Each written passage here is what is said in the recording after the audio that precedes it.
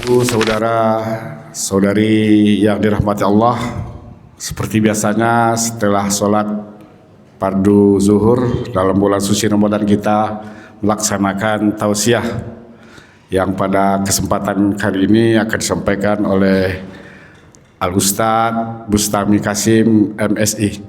Untuk mempersingkat waktu kepada Abuya, waktu dan tempat kami persilakan. Assalamualaikum warahmatullahi wabarakatuh. Bismillahirrahmanirrahim. Alhamdulillahillazi bi ni'matihi tatimmus salihah. Nahmaduhu wa nasta'inuhu wa nastaghfiruh.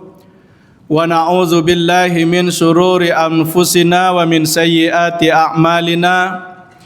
May yahdihillahu fala mudhillalah wa may yudlilhu fala hadiyalah. Asyhadu an la ilaha illallah wa asyhadu anna Muhammadan abduhu wa rasuluh. Rabbis shrahli sadri wa yassirli amri wahlul 'uqdatam min lisani yafqahu qawli. Allahumma inna nas'aluka ridhaka wal jannah wa na'udzubika min sakhatika wan nar.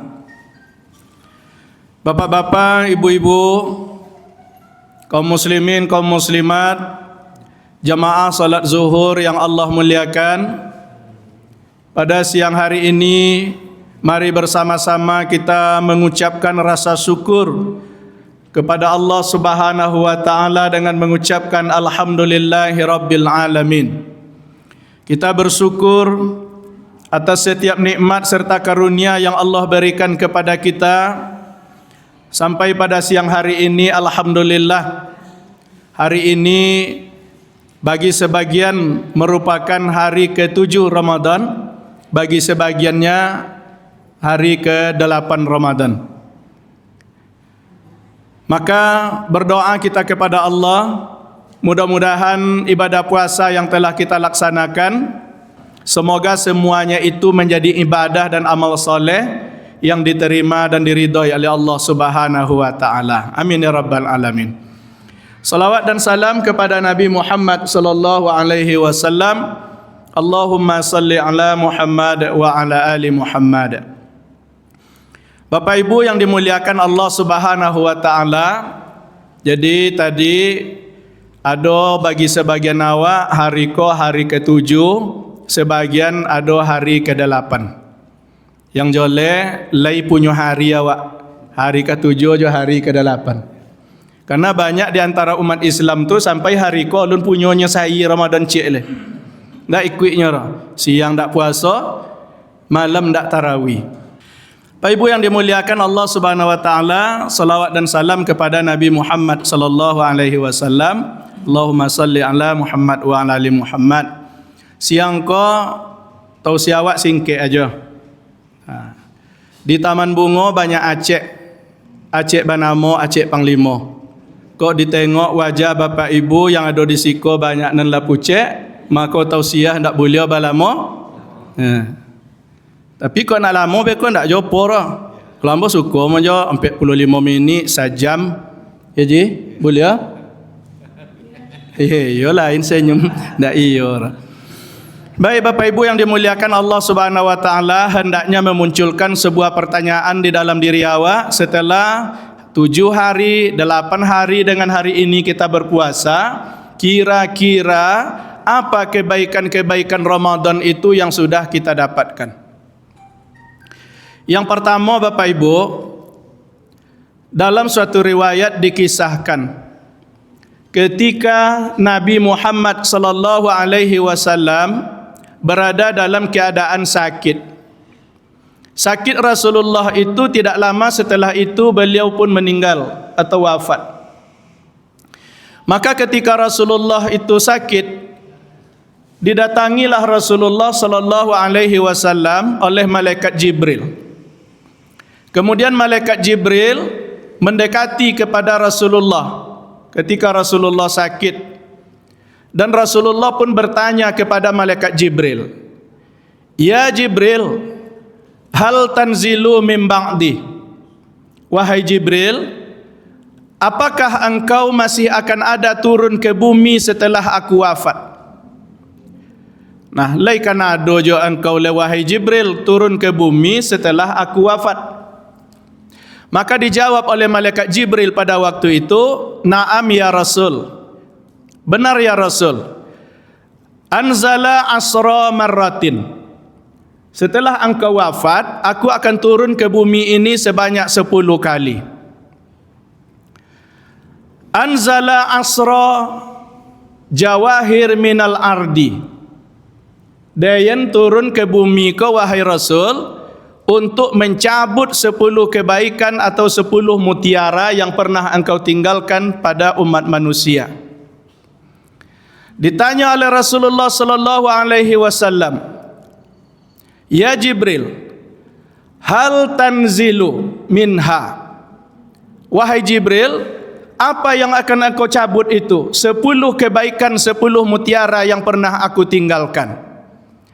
Maka ternyata 10 kebaikan, 10 mutiara yang ditinggalkan Rasul kepada waktu dijawab oleh malaikat Jibril, al-awwalu arfa'ul barakah.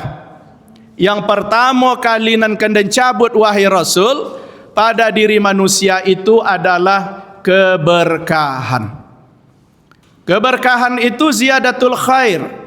Kebaikan-kebaikan yang Allah berikan kepada seseorang manusia karena dia selalu melaksanakan amal kebaikan. Dia selalu menjaga ibadahnya, dia selalu beramal soleh. Inilah yang pertama akan dicabut oleh malaikat Jibril pada diri manusia ketika pertama kali dia turun ke bumi setelah Rasulullah wafat. Maka Bapak Ibu yang dimuliakan Allah Subhanahu wa taala, bulan Ramadan ini adalah Syahrul Mubarak. Bulan yang dipenuhi oleh keberkahan-keberkahan dari Allah Subhanahu wa taala.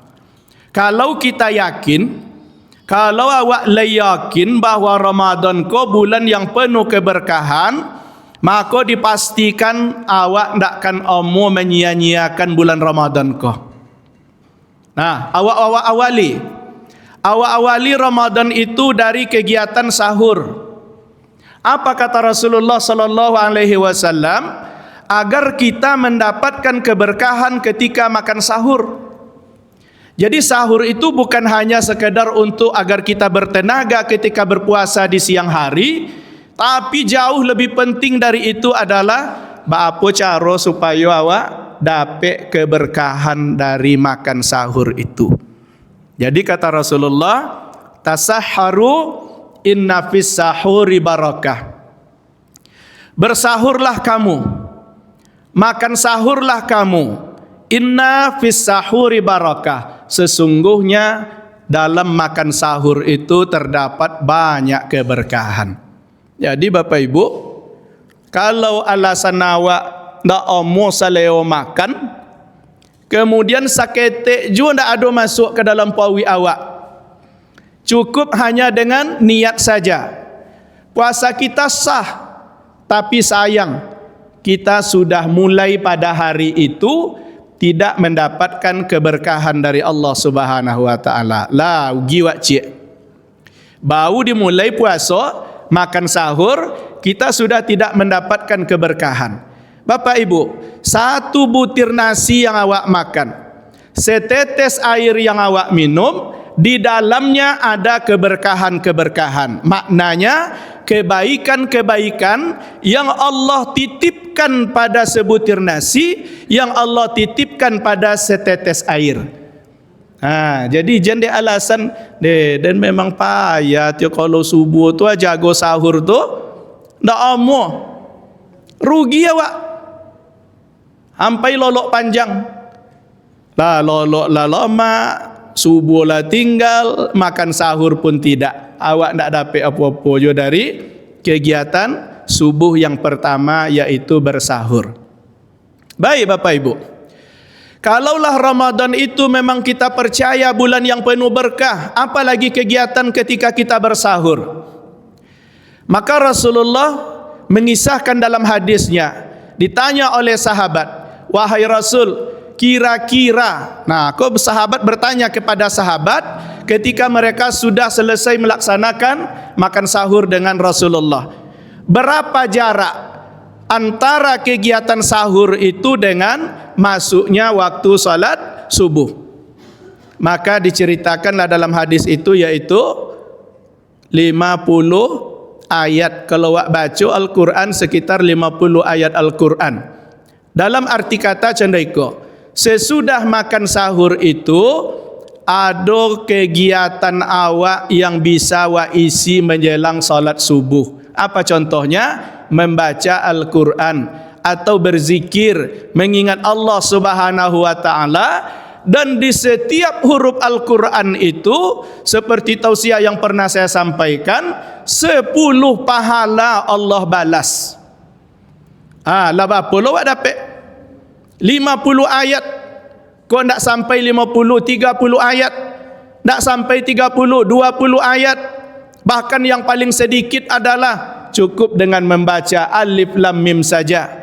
Ta'awuz, basmalah, alif lam mim. Sesudah itu langsung sadaqallah. Tak jo bisa macam itu. Tak bisa 3 huruf, 2 huruf. Alif lam ra, 3 jo bau 2. Toha 2 ya. Tak jo ra. Cai nan cik nun. Maka beruntunglah ada kisah tu Pak, akibat ceramah nan condoiko ko ndak sempat sajus, paling tidak sehalaman. Ndak sempat sehalaman, paling tidak sabaris.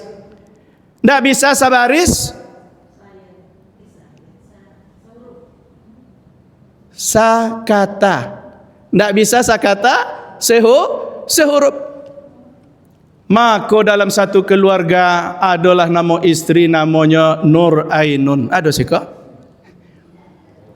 Jadi setiap suaminya memanggilnya dipanggil lainnya Nur. Nur. Salamu ko dipanggil Nur. Setelah mendengar ceramah nan cendoiko ko, bau bana mo bini. Tiok memanggil bini dipanggil adiknya Nun. Kebetulan bini ko tongkau lo pulo. Sekali, 2 kali, 3 kali dipanggilnya tak peduli dah ji. Kadang 5 kali baulah datang bini ko. Apanya laki tu? Dan tak bongi dan kek kau don, semakin lambat kau datang semakin elok. Apa dah itu? 1 huruf 10 paha. 5 kali manggil bini, lah 50 pahala. Tak amu kalah bini dah. Oh bang, tak dan bisa kalah kalau macam itu bang. Lah mulai lainnya leh. Isu ada setiap dipanggilnya dek lakinya Nun, maka dipanggil lo nama abang. Dulu yo nya apa nya? Yo bang. Walaupun lambat jo datang. Kini diubah nyo nak cai pahala. Lobio pada bini tadi. Lobio pada lakinya. Apanya? Nun nya lakinya. Apanya menjawab apa abangnya ro? Yo Tuhan. Tak panggil abangnya lainnya, kalau panggil abang tak dapat pahala ro. Tapi kalau panggil Tuhan dapat 20. Siapa yang menang? Menang bininya. Tak mau kalah. Apa ibu? Apa itu? Ramadan ni ko sabantaunya. Cuba potang bawang banyu anyik di sungai Kampau dah. Balimau. Yosep, kan anyik yang tang? Hendak dah. Bau banyu anyik ni. Potang bawa so. Hari ko lah hari ke-7 atau hari ke-8. Cuba. Lah 1 pekan. Orang yang bermain-main dalam bulan Ramadan yang tidak memanfaatkan dengan sebaik-baiknya, dipastikan dia rugi. Nyo bulan ko tio menangguk pahala yang banyak. Baca Quran, kita sedekah, banyak amal soleh, berbagi kepada yang susah. Tak bisa berbagi harta, berbagi senyum pun tak bisa. Sepanjang jalan tu sebanyak itu orang. Pergi ke pasar Ramadan tu sebat padik tu orang. Bagi je senyum yang di. Senyum je sepanjang jalan tu sedekah tu. Ibu yang dimuliakan Allah Subhanahu wa taala. Termasuklah menjaga salat condoiko gua. Kok di luar Ramadan ndak terjaga di awak salat 5 waktu, ndak topik waktunya, maka wa usahakan di bulan Ramadan tu mulai dari subuh, zuhur, asar, maghrib ketika kita berbuka di rumah, salat maghrib ke masjid, pulang lagi kita berbuka, kemudian isanya sudah mulai. Kita salat isya dan salat tarawih berjamaah, sampaikan dengan ditutup dengan witir. Sudah witir, tancap baca Al-Quran. Ketika kita membaca Al-Quran di malam hari sesuai dengan hadis qudsi Rasulullah, dan kita menahan ngantuk dengan membaca Al-Quran, maka besok di hari kiamat Al-Quran akan memberikan syafaatnya kepada kita bersama puasa yang kita laksanakan. As-siyamu Al-Quran yasfa'ani lil abdi yaumal qiyamah. Itu pasti itu, tidak diragukan. Puasa dan Al-Quran akan memberikan syafaat di hari kiamat kepada kita yang berpuasa karena Allah, yang membaca Al-Quran karena Allah. Mudah-mudahan awak yang hadir dalam masjid kini adalah orang-orang yang bisa memanfaatkan Ramadan dengan sebaik-baiknya, dan kita beroleh pahala yang sangat banyak, berlipat ganda dari Allah Subhanahu wa taala. Jadi Bapak Ibu yang dimuliakan Allah Subhanahu wa taala, hati-hati. Yang pertama yang akan dicabut oleh malaikat Jibril dalam diri kita adalah keberkahan, rasa bersyukur terhadap nikmat yang Allah berikan kepada kita. Maka suami istri jangan sampai babanta di bulan Ramadan babanta gara-gara apa makanan nang kan dibuat, apa minuman nang kan dibai, nang kan diboli. Babanta gara-gara baju ayo.